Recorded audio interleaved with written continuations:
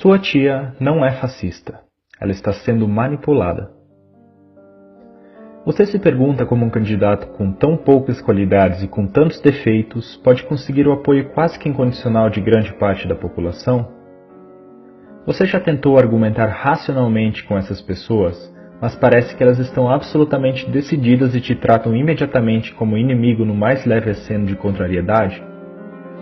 Até sua tia, que sempre foi fofa com você, agora ataca seus posts sobre política no Facebook? Pois bem, vou te contar uma história. O principal nome dessa história é um sujeito chamado Steve Bannon. Bannon tem uma visão de extrema-direita nacionalista.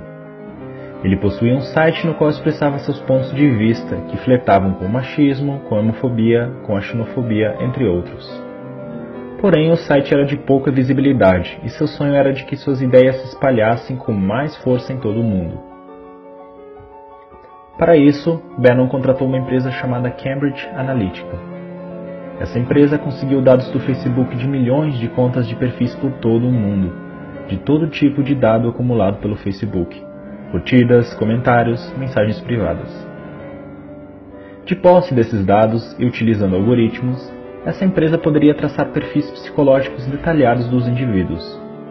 Tais perfis seriam então utilizados para verificar quais indivíduos estariam mais predispostos a receber as mensagens. Aqueles com disposição de acreditar em teorias conspiratórias sobre o governo, por exemplo, ou que apresentavam algum sentimento de contrariedade ao cenário político atual. A estratégia seria fazer com que esse indivíduo suscetível a essas mensagens mudasse seu comportamento, se radicalizasse. Como as pessoas passaram a receber as notícias e a perceber o mundo principalmente através das redes sociais, não é difícil manipular essas informações. Se você pode controlar as informações que uma pessoa tem acesso, você pode controlar a maneira com que ela percebe o mundo, e com isso influenciar a maneira como se comporta e age. Posts no Facebook podem te fazer mais feliz ou triste, te deixar com raiva ou com medo. Os algoritmos sabem identificar as mudanças no seu comportamento pela análise dos padrões de suas postagens, curtidas e comentários. Assim, indivíduos com perfis de direita em seu tradicional discurso "não gosto de impostos" foram radicalizados para perfis paranoicos em relação ao governo e a determinados grupos sociais. A manipulação poderia ser feita, por exemplo, através do medo, com o bordão "o governo quer tirar suas armas". Esse tipo de mensagem estimula um sentimento de impotência e de incapacidade de se defender. Estimula também um sentimento de "somos nós contra eles", o que fecha a pessoa para argumentos racionais. Sites e blogs foram fabricados com notícias falsas para bombardear diretamente as pessoas influenciáveis por esse tipo de mensagem. Além disso, foi explorado também o sentimento anti-establishment, anti-mídia tradicional e anti-tudo isso que está aí. Quando as pessoas recebiam várias notícias de forma direta e não viam essas notícias repercutirem nos jornais, chegavam à conclusão de que a grande mídia mente e esconde a verdade da qual elas agora sabem. Se antes a mídia tradicional podia manipular a população, a manipulação teria que ser feita abertamente aos olhos de todos. Agora todos temos telas privadas que nos mandam mensagens diretamente. Ninguém sabe que tipo de informação a pessoa ao lado está recebendo ou quais mensagens estão construindo sua percepção de realidade. Com esse poder nas mãos, Bannon conseguiu popularizar entre os jovens a alt-right, movimento de extrema-direita americano, que resultou nos protestos Unite the Right no ano passado em Charlottesville, Virgínia, e que tiveram a participação de supremacistas brancos. Bannon trabalhou na campanha presidencial de Donald Trump e foi estrategista de seu governo. A Cambridge Analytica trabalhou também no referendo do Brexit, que foi vencido principalmente por argumentos originados de fake news. Quando a manipulação veio à tona, Mark Zuckerberg foi chamado ao Senado americano para depor. Para quem entendeu o que houve, ficou claro que a democracia da nação mais importante do mundo havia sido hackeada. Mas os congressistas pouco entendimento tinham de mídia social. E quem estaria disposto a admitir que a democracia pode ser hackeada através da manipulação dos indivíduos? Zuckerberg estava apenas pensando em estabelecer um modelo de negócio lucrativo com a venda de anúncios direcionados. A coleta de dados e a avaliação de perfil psicológico das pessoas tinham a intenção inocente de fazer as pessoas clicarem em anúncios pagos. Era apenas um modelo de negócios, mas esse mesmo instrumento pôde ser usado com finalidade política. Ele se deu conta disso e sabia que as eleições brasileiras podiam estar em risco também. Somos uma das maiores democracias do mundo. O Facebook, então, tomou medidas ativas para evitar que as campanhas de desinformação e manipulação ocorressem em sua rede social. Muitas contas fake e páginas que compartilhavam informações falsas foram retiradas do Facebook no período que antecede as eleições, mas não contavam com a capilarização e a popularização dos grupos do WhatsApp.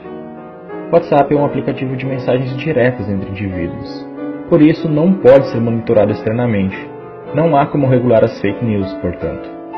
Fazer um perfil fake no WhatsApp também é bem mais fácil do que em outras redes sociais e mais difícil de ser detectado. Lembra do Steve Bannon, que sonhou com o retorno de uma extrema-direita nacionalista forte mundialmente? Que tinha ideias que são classificadas como anti-minorias, racistas e homofóbicas, e que usou um sentimento difuso ante tudo que está aí e o medo de os homens se sentirem indefesos para conquistar adeptos? Pois bem, ele se encontrou em agosto com Eduardo Bolsonaro. Bolsonaro disse que Bannon apoiaria a campanha de seu pai com suporte e dicas de internet. Bannon é agora um consultor eventual da campanha.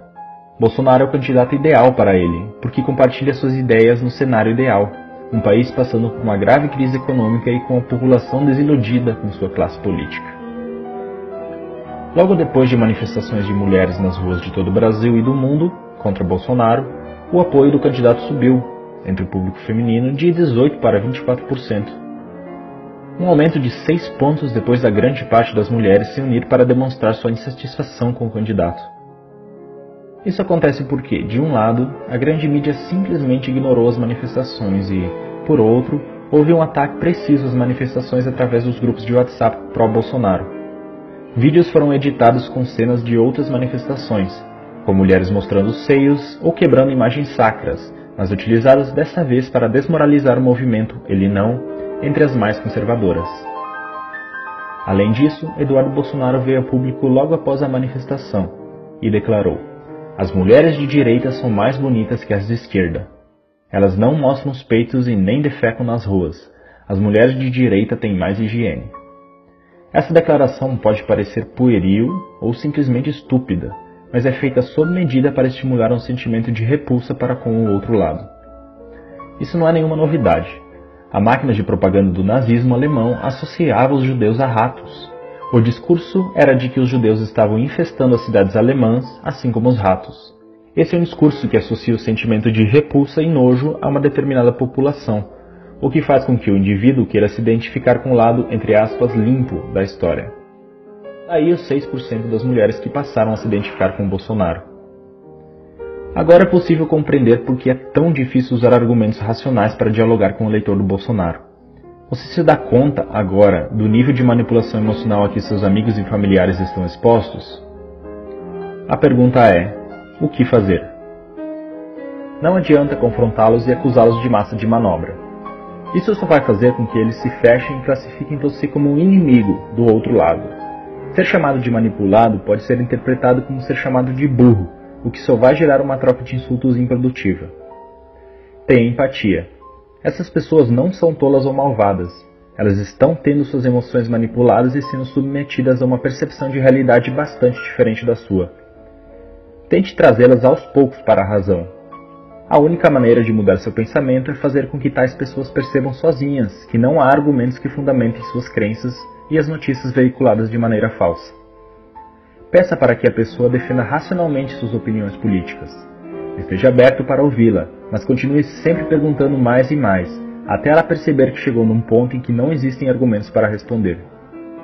Pergunte, por exemplo, por que você decidiu por esse candidato? Por que você acha que ele vai mudar as coisas? Você acha que ele está preparado? Você conhece as propostas dele? Conhece o histórico dele como político? Quais realizações dele você aprova? Se perceber que a pessoa não está pronta para debater, retire-se da discussão. Não agrida nem ofenda. Isso é um comportamento que radicalizaria o pensamento do somos nós contra eles. Tenha em mente que os discursos que essa pessoa acredita foram incutidos nela de maneira que houvesse uma verdadeira identificação emocional, se tornando uma espécie de segunda identidade. Não é de uma hora para outra que se muda algo assim. Duas das mais importantes democracias do mundo já foram hackeadas, utilizando tais técnicas de manipulação. O alvo atual é o nosso país. Não vamos deixar que essas forças nos joguem uns contra os outros, rasgando nosso tecido social de maneira irrecuperável.